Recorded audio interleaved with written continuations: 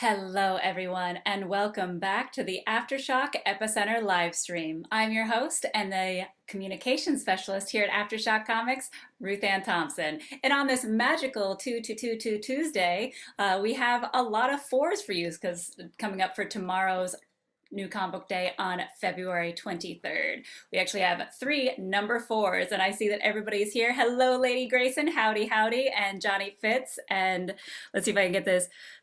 Sluggalicious. I love it. Hello, hello. Welcome. Though let's jump right into our one of our titles that are coming out for tomorrow's New Comic Book Day, which is actually the finale of Cross to Bear. This is issue number 4 of this very fun title by, let's see if I can get it right today, Marko Stojanovic and Sinisa Banovic. Yeah, I did it. So this is a series finale of this very fun title where else would the Ripper hide out than the Wild West, where all of his terrible murders would go unseen, where everything else is so vicious there. And now chaos ensues when the Order finally catches up with the Ripper at the Mexican border. All bets are off, and only one thing is for sure as things finally come to a head. You will not see this coming. I can't wait to talk about this on next week's reviews because I don't want to spoil it now. But oh man, this is a really good ending for this very fun series. So I highly suggest picking it up at your local comic book shop tomorrow, as well as another number 4, which is My Date with Monsters number 4. This is the very fun, very different title from Paul Tobin and incredible artist Annie McDonald, who I still obsessed with his title with us, Out of Body. It's just so much fun. I Breathe the Body. I mean, we have so many body titles in our midst. But this, when we last left off in issue 2, the general was finally going to tell Risa about the Risa training facility, and Croak learned from the foxwoman in his realm that's exactly where Chum is. So even with a freshly shaved head, Machi gets a date, maybe it's a date, I don't know, we'll find out in this issue.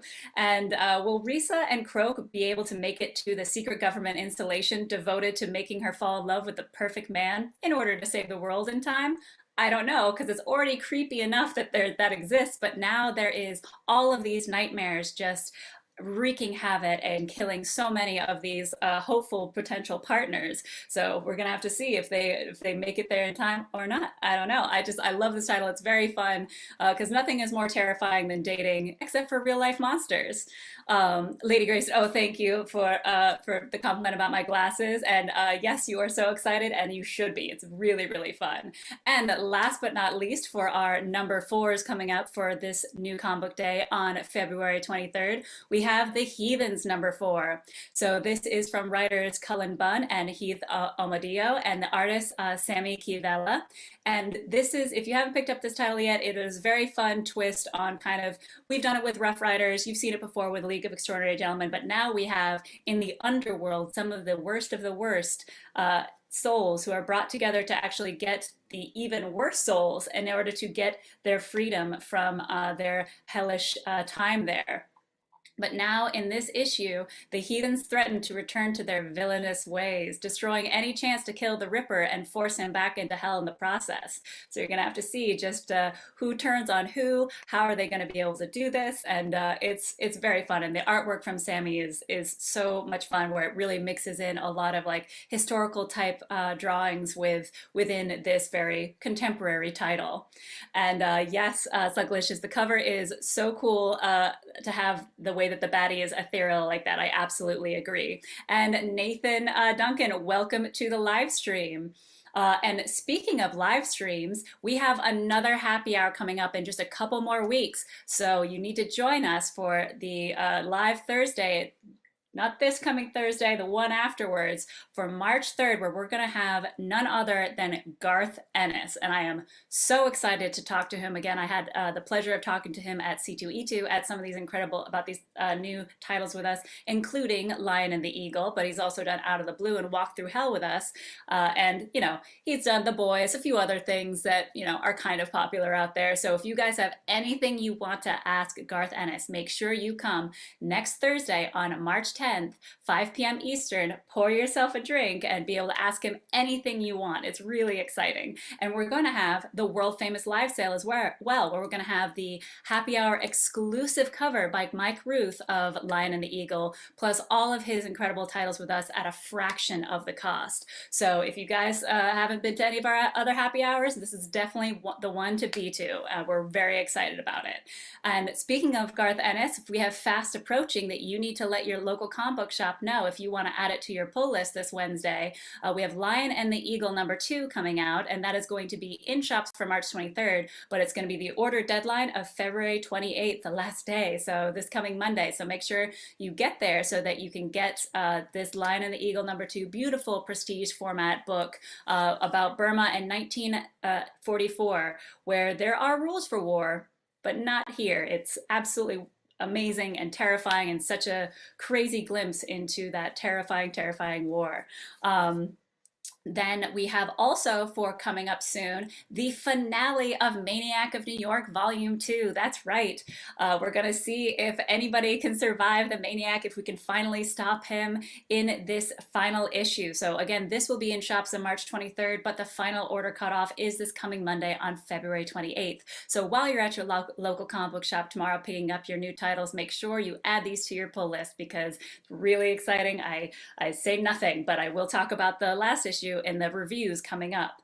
But before that, we are still looking for an ambassador in Long Island, New York. So if you or anyone you know is a big fan of AfterShock and would love to visit their local comic book shops once a month with some awesome promotional materials and get to keep some yourself, make sure you apply today so that we can interview you, get you out there trained up and ready to rock. And now it is time for all of the spoilers for Maniac of New York, The Bronx is Burning for this week's reviews.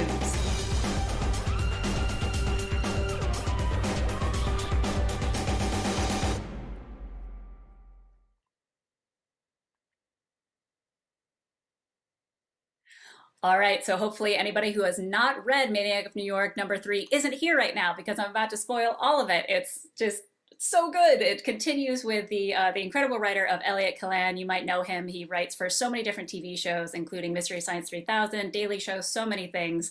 And he got the inspiration originally for Maniac of New York because he was so disappointed with Jason in New York years and years ago, that movie. And perfectly matched with the artist, Andrea Muti, just makes this title so stressful and so intense using watercolors. Somehow he's able to do that. And if you've had the pleasure of meeting Andrea Muti at conventions at our booth, he is a ray of sunshine, and it feels like impossible that this artwork comes from this guy. And actually, we were just in a conference call with Andrea recently for Bunny Mask Volume 2, and found out one of the reasons that he is able to kind of build up the stress so well in his artwork is he doesn't even read the next page of script until he finishes that page. So that's why it's like he doesn't even know what's going to happen yet. It's so good. And Lady Grayson, yes, you were able to meet him. He's just so cool. And Mike Ruth, what is up? Muti is a genius. Hope to meet him at a show sometime. I hope so too. I want to meet you, Mike Ruth. I absolutely love your work with us, and so excited for your happy hour cover of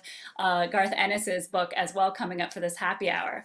And for any of those who have read this book, we have gotten into very stressful territory where Gina Green and Zella Pettibone actually come face to face with the Maniac Harry just in time to throw a Molotov cocktail at him and maybe damage him a little bit, but then he escapes.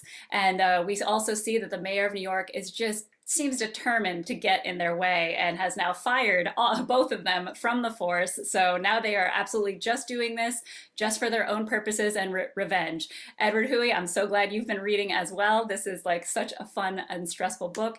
And now he has left the high school. And for all those in the Bronx that know, the Bronx is where Yankee Stadium is. So now we are at a baseball game with Maniac Harry with a game going on, and the game just started. So now for this upcoming issue, the fourth and final issue coming up, We're gonna see if they can stop him at a baseball game. I have no idea. I'm so stressed out. Like all those people there, what's gonna happen? I don't know. And then I'm so glad to see everybody in the chat just hanging out, chatting together. So I am so stoked for this. And a reminder for all those that are going to your local comic book shop tomorrow, make sure you add Maniac of New York, The Bronx is Burning #4, the final issue, to your pull list because it's going to be the final order cutoff on this coming Monday on February 28th.